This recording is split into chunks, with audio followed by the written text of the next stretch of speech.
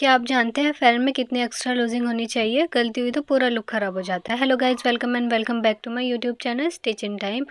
आज मैं आपको वो मेथड दिखाऊंगी जो नॉर्मली टेलर्स भी शेयर नहीं करते, जिससे फ़ैरन हमेशा लूज़ एंड परफेक्ट बनता है। ये जो आप फाइनल लुक देख रहे हैं, इसकी कटिंग एंड स्टिचिंग हम आज आपको स्टेप बाय स्टेप दिखाने वाले हैं। वीडियो को स्किप मत करिएगा, लास्ट तक देखिएगा, क्योंकि मैंने बॉडी मेजरमेंट और लूजिंग का फॉर्मूला शेयर किया है जो ज़्यादातर लोग गलत यूज़ करते हैं। सो गाइस, चलिए स्टार्ट करते हैं और देख लेते हैं मैंने इसको किस तरह से स्टिच किया। तो मैंने स्टिच करने के लिए ये 2 मीटर वेलवेट फैब्रिक लिया था। ये जो हमारा फैब्रिक था वो थिक वाला फैब्रिक था। ये वेलवेट होती है ना जो थिक वाली, वो फैब्रिक था ये। और नेक में मैंने ये वाला नेक पैच होता है वो यूज़ किया था। इसमें ये स्लीव्स वाली लेस भी दी हुई थी, तो मैंने स्लीव्स में यही वाली यूज़ कर ली थी। और जो बॉटम में यूज़ करी थी वो ये वाली थी। ये हमने 3 मीटर्स लेस का यूज़ किया था इसमें, जो हमारे पूरे फ़ैरन में 3 मीटर्स लग गई थी लेस। यूजुअली जब हम फैब्रिक यूज़ करते हैं उसकी जो विड्थ होती है, जिसे हम अर्ज बोलते हैं, वो 44 इंचेस का होता है। बट ये वाला जो मेरे पास था, इसकी विथ 60 इंचेस थी, यानी ये 1.5 मीटर वाला था। इसकी विथ 1.5 मीटर थी, इसीलिए ये 2 मीटर्स में हमारा फ़ैरन रेडी हो गया था। लेकिन अगर आप 44 विथ वाला फैब्रिक यूज़ करें तो उसमें आपको 3 मीटर्स फैब्रिक लेना होगा। तो इसलिए मैंने इसको इस तरह से पहले लेंथ वाइज डबल फोल्ड कर लिया था और उसको इस तरह से सेट कर लिया था। और उसके बाद देखिएगा इस, क्योंकि हमें इसमें पैनल बनाने हैं, जो सेंटर वाला पैनल होगा, तो उसके लिए मुझे इसको इस तरह से डबल फोल्ड करना था। इसको डबल फोल्ड किया, लेकिन ये वेलवेट थी तो प्रॉब्लम हो रही थी हमें डबल फोल्ड करने में। इसलिए मैंने जितना भी मुझे चाहिए था, मैंने यहाँ 8.5 इंचेस लिया था, जो कि रेडी 8 इंचेस होने वाला था। तो मैंने इस तरह से सिंगल फैब्रिक करके मार्क किया था। तो और क्योंकि थिक फैब्रिक था तो हमें कटिंग करने में भी प्रॉब्लम होती, इसलिए मैंने सिंगल करके इस तरह से पहले एक पैनल की कटिंग कर ली थी इस तरह से। देखिएगा इसी हमारे 8 इंचेस है और दूसरे पैनल की भी हमने इसी तरह से कटिंग की थी। तो कटिंग करने से पहले मैं आपको इसकी मेजरमेंट समझा देती हूँ। हमें फ़ैरन बनाने के लिए लेंथ, शोल्डर, बस्ट राउंड और हिप राउंड की मेजरमेंट्स चाहिए होंगे। तो मेरे जो मेजरमेंट थे वो फ़िक्स ये थे। अब मैं आपको इसमें लूजिंग ऐड करके बताती हूँ कि मुझे इसमें कितनी लूजिंग ऐड करनी है। देखिए गाइस, जो ट्रेडिशनल कश्मीरी फ़ैरन होते हैं वो बहुत ज़्यादा लूज़ होते हैं, क्योंकि हम उसमें लेयरिंग करते हैं, उसके बाद हम ऊपर से फ़ैरन को वेयर करते हैं। बट यहाँ पर जो हमारे ट्रेंडिंग फ़ैरन है उसमें हम 8 से 10 इंचेस की लूजिंग ऐड कर सकते हैं। आप चाहें तो 8 इंचेस की कर लें, बट हमने यहाँ 10 इंचेस लूजिंग ऐड करके फ़ैरन को रेडी किया है। जितना भी हमारा शोल्डर रेडी होता है उसमें हम 1 इंच ऐड करेंगे, तो हमारे यहाँ 14 रेडी होता है, हम यहाँ 15 रखेंगे। और जो हमारा बस्ट राउंड है 32 है, उसे हम 4 से डिवाइड करेंगे, हमारे पास आंसर आएगा 8 इंचेस। क्योंकि हमने यहाँ 10 इंचेस की लूजिंग ऐड करी है तो हम 10 को 4 से डिवाइड कर देंगे, तो हमारा आंसर आया 2.5 इंचेस। तो हम 2.5 इंचेस 8 में ऐड कर देंगे। अब हमारा आंसर आ गया 10.5 इंचेस। इसी तरह से हिप राउंड हमारा 36 इंचेस था, उसे हमने 4 से डिवाइड किया, 9 इंचेस आंसर आया, उसमें 2.5 इंचेस की लूजिंग ऐड कर दी, तो हमारा 11.5 इंचेस हिप राउंड हो गया। क्योंकि हम इसमें कली ऐड करते हैं, दोनों साइड इसमें कली होती हैं, तो उसमें हमें जो पैनल के लिए चाहिए होगा वो हमारा शोल्डर का मेजरमेंट चाहिए होगा। तो हमारा यहाँ 15 इंचेस है, यानी 7.5 इंचेस का हमें रखना है। तो हम यहाँ पर 8 इंचेस का रखेंगे, तो वो रेडी होकर दोनों साइड से हाफ इंचेस मार्जिन स्टिचिंग में जाएगी, तो ये हमारा 8 इंचेस हो जाएगा। तो हमने ये 8 इंचेस इस तरह से फोल्ड कर लिया है। अब हमने जो लेंथ ली है, इसकी रेडी लेंथ हमने 43 इंचेस लिया है यहाँ पर, क्योंकि कली जो जॉइंट होती है ना उसमें फैब्रिक एक्स्ट्रा हो जाता है, इसलिए हमने यहाँ 46 इंचेस पर इस तरह से मार्क कर लिया है। 46 इंचेस इस तरह से मार्क करने के बाद एक्स्ट्रा लिया है हमने, बाकी रेडी हमारा 43 इंचेस, 43 और 44 ही होगा। तो हम इस तरह से पहले पैनल को मार्क करके पैनल की कटिंग कर लेंगे। अभी ये हमारा एक पैनल है और हमारा फैब्रिक बहुत ज़्यादा मोटा है, तो इसलिए मैंने अलग अलग पैनल कटिंग किए हैं। पहले मैंने इस तरह से ये वाला एक पैनल कट कर लिया, ये वाला जो नीचे फैब्रिक है सेम इसी तरह से मैंने जैसे पहले वाले को फोल्ड करा था, इसी तरह से इस तरह से फोल्ड करते हुए दूसरे पैनल की कटिंग कर लिया। गाइस, कंफ्यूज नहीं होना है, क्योंकि हमारे पास थिक फैब्रिक था, हमें कटिंग करने में प्रॉब्लम ना हो, इसलिए हमने अलग अलग पैनल कट किए, बट सेम ही साइज़ के हमने पैनल इस तरह से ये सेंटर वाले पैनल कटिंग किए हैं। अब हम पहले इस तरह से इसकी कटिंग कर लेंगे। क्योंकि ये फ़ेरन है तो इसका आर्म होल भी हम लूज़ ही लेंगे और लूज़ ही होता है। तो इसीलिए हमारा जो वैसे हम आर्म होल रखते हैं वो 7.5 इंचेस से 8 इंचेस तक रहता है। तो हम यहाँ पर 9.5 इंचेस पर आर्म होल को मार्क करेंगे। अब हम पहले 9.5 इंचेस पर इस तरह से आर्म होल को मार्क कर लेंगे। मार्क करने के बाद जहाँ पर हमने मार्क किया वहाँ से हम ये वाले पैनल को मेजर करेंगे इस तरह से। तो हमारा ये 37 इंचेस आ रहा है। इस तरह से 37 इंचेस आ रहा है, यानी जो हमारे दो साइड की जो कली होती है उसकी लेंथ हमें 37 इंचेस लेनी है। देखिए गाइस, ये यहाँ पर किनारे वाला पार्ट आ रहा है, इसको स्टिचिंग करते हैं तो उसका लुक ख़राब हो जाता है। तो हम ये वाला किनारे वाला पार्ट इस तरह से मार्क कर देंगे और इस मेजर नहीं करेंगे, इसे इसे छोड़ते हम मेजर करेंगे। तो देखिए गाइस, ये 8.5 इंचेस आ रहा है। पहले हमने जो मार्क किया उसको इस तरह से फोल्ड कर लेंगे ताकि हमें मेजर करने में कन्फ्यूजन ना हो। अब हम इस तरह से हमारा जो बस्ट आर्म है 10.5 इंचेस है, ठीक है। अब हम यहाँ से 10.5 इंचेस इस तरह से मार्क करेंगे तो हमारा ये 8 इंचेस हो जाएगा और जो कली का साइज़ है वो हमारा 2.5 इंचेस आया है। तो हम इस तरह से पहले मार्क कर लेंगे और मार्क करने के बाद इसमें हम अपने अकॉर्डिंग मार्जिन ऐड कर सकते हैं, ठीक है। तो पहले हमने यहाँ 1 इंचेस मार्जिन लिया था तो मुझे वो कम लगा, इसलिए मैंने उसमें हाफ इंचेस और ऐड कर दिए, यानी मैंने यहाँ पर टोटल 1.5 इंचेस का मार्जिन ऐड किया है। जहाँ से हमारी मार्जिन की मार्किंग एंड हो रही है और जहाँ तक हमने फैब्रिक को फोल्ड किया हुआ है वहाँ तक मेजर करेंगे तो हमारा आंसर आएगा 3.75 इंचेस। अब जो हम बेसिक कुर्ती में हिप की मार्किंग करते हैं वो हम 20 इंचेस से 21 इंचेस तक करते हैं, बट ये फ़ेरन है, इसमें स्लिट बहुत नीचे होती हैं। तो हम यहाँ पर 24 इंचेस पर हिप को मार्क कर लेंगे। अब जहाँ हमने 24 इंचेस पर मार्क किया था वहाँ पर हाफ इंचेस इस तरह से मार्क करते हुए फोल्ड कर लेंगे, जैसे हमने बस्ट राउंड में किया था उसी तरह से हिप राउंड में करेंगे।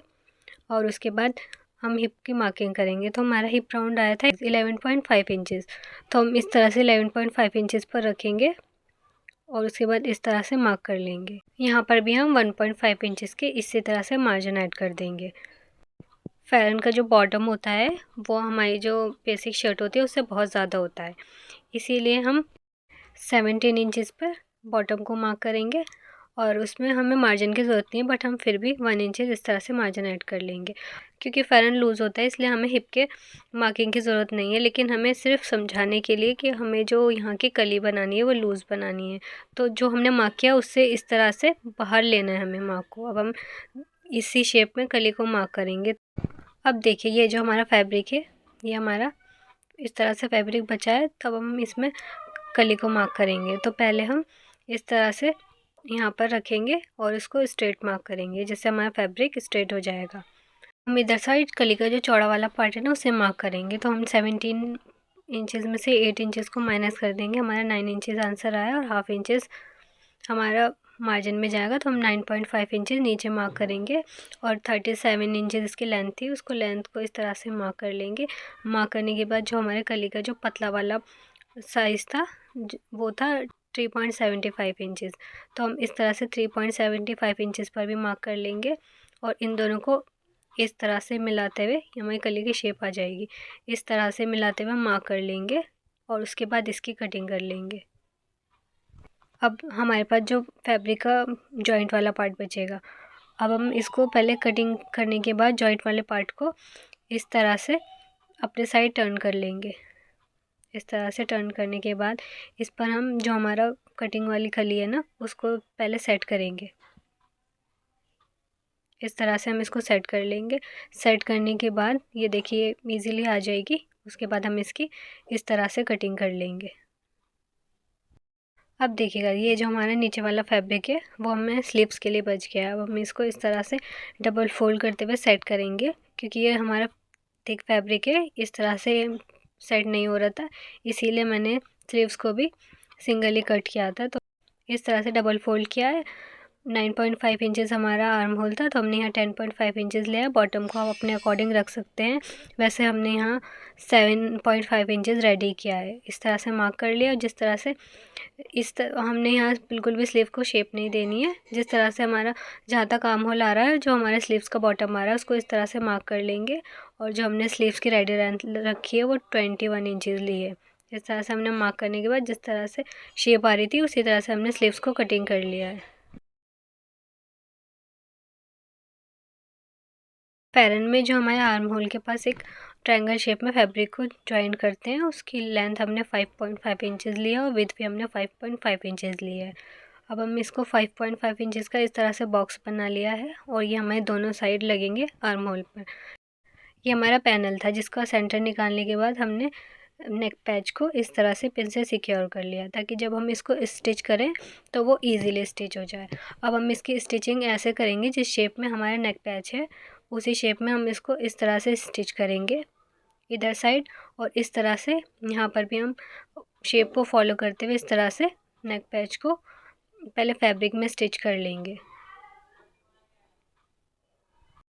और देखिए गाइस, आपको ध्यान से स्टिच करना है क्योंकि वेलवेट है, बहुत ज़्यादा स्लिप होती है, इसलिए पिन से ज़रूर सिक्योर करें। उसके बाद हम यहाँ पर जो हमारी नेक की शेप आ रही है ना, उसे फॉलो करते हुए इस तरह से पूरा नेक को स्टिच करेंगे। अभी हमने यहाँ कुछ भी फैब्रिक यूज़ नहीं किया है, बस जितना भी हमारा नेक का शेप है उसी को फॉलो करते हुए हमने इस तरह से पहले पूरे नेक पर स्टिचिंग लगा ली है। जो स्टिचिंग हमने नेक को फॉलो करते हुए लगाई थी वो इस तरह से बैक साइड पर विजिबल होगी। अब पहले हम इसको इस तरह से राइट साइड रखेंगे और इसको कवर करते हुए एक फैब्रिक ले लेंगे जो हमारे नेक को कवर करे इस तरह से। देखिए, हम नेक के सेंटर को भी हमने मार्क किया हुआ है, फैब्रिक के सेंटर को मार्क किया हुआ है। अब पहले हम इसको इस तरह से स्टिचिंग लगाते हुए जॉइन कर लेंगे ताकि जब हम इसको स्टिच करें तो वो इजीली स्टिच हो जाए। अब हम बैक साइड जो हमारा शर्ट का बैक साइड है ना, और हमने स्टिचिंग लगाई है उसे फॉलो करते हुए उसी स्टिचिंग पर हमने इस तरह से नेक को स्टिच करना है।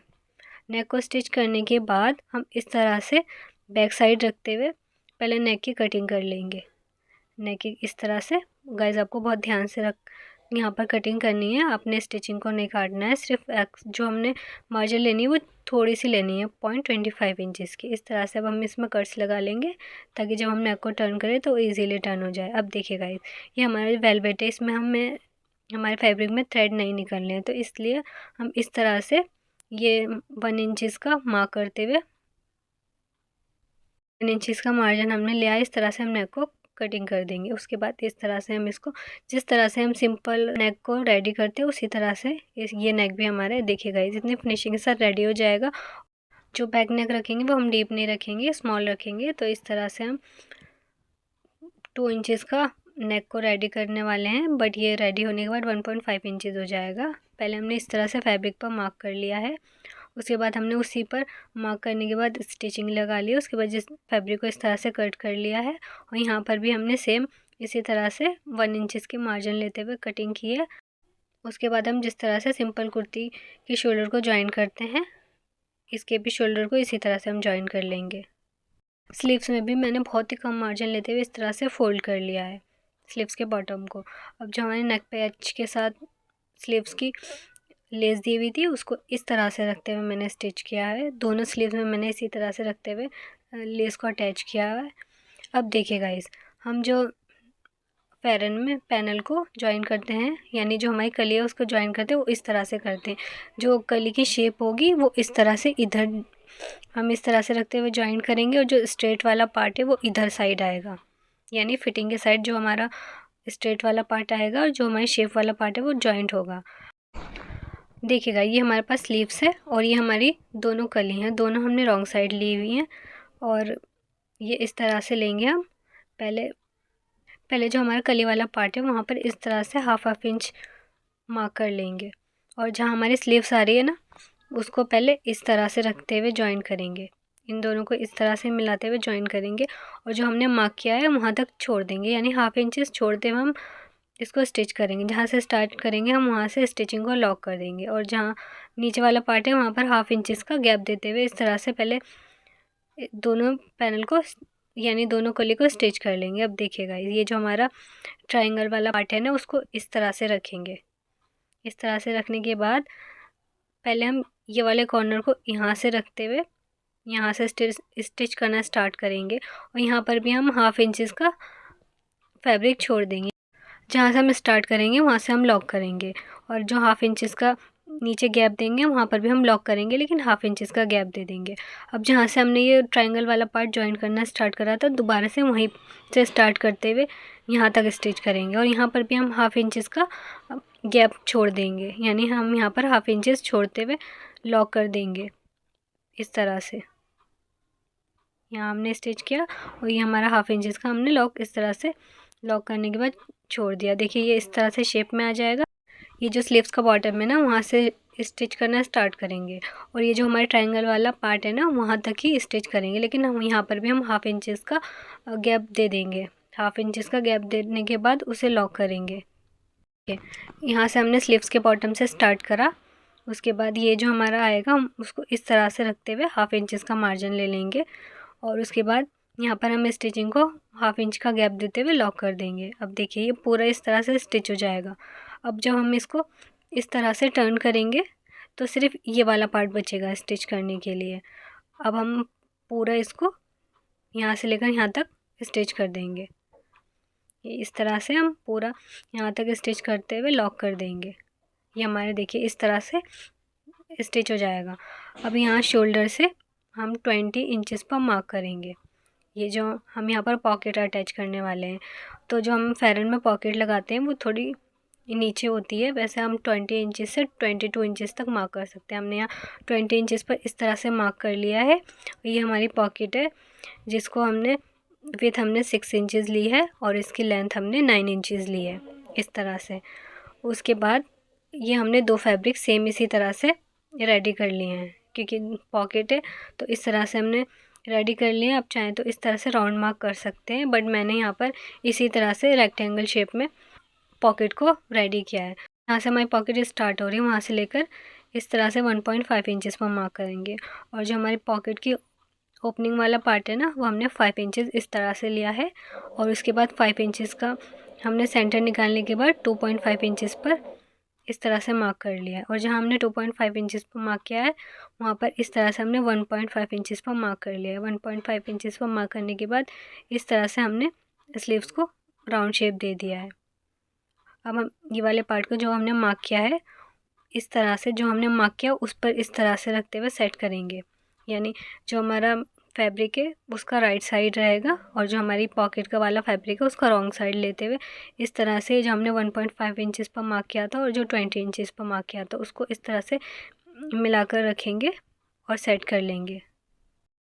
उसके बाद इस तरह से जो हमने राउंड शेप में मार्किंग की थी उसको इस तरह से स्टिच कर लेंगे। इस तरह से स्टिच करने के बाद हम ये 0.25 इंचेस का मार्जिन लेते हुए इस तरह से कट कर देंगे। कट करने के बाद इस तरह से हम छोटे छोटे से कट्स लगा लेंगे। उसके बाद हम इस तरह से पॉकेट को टर्न करेंगे। उसके बाद पॉकेट को टर्न करने के बाद इस तरह से हम टॉप स्टिच लगा देंगे पॉकेट के साइड। उसके बाद हम इस तरह से रखते हुए लेस लगाएंगे। जो हमारा फेरन की जो कली वाला पार्ट है ना, उस पर इस तरह से हम लेस को अटैच करेंगे। लेस को अटैच करने के बाद इस तरह से रखते हुए पहले हम पॉकेट को, जो दूसरा वाला पार्ट है ना पॉकेट का, उसको इस तरह से रखते हुए स्टिच कर देंगे।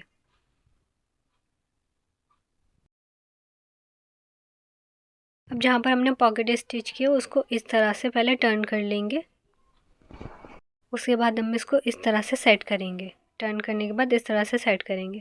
सेट करने के बाद जो हमारा कली वाला, दूसरी कली वाला पार्ट है ना, उसको इस तरह से लेंगे, इस तरह से लेंगे और इस तरह से रखते हुए अब हम इसको स्टिच करेंगे। तो ये हमारी जो पॉकेट होगी वो स्टिच हो जाएगी।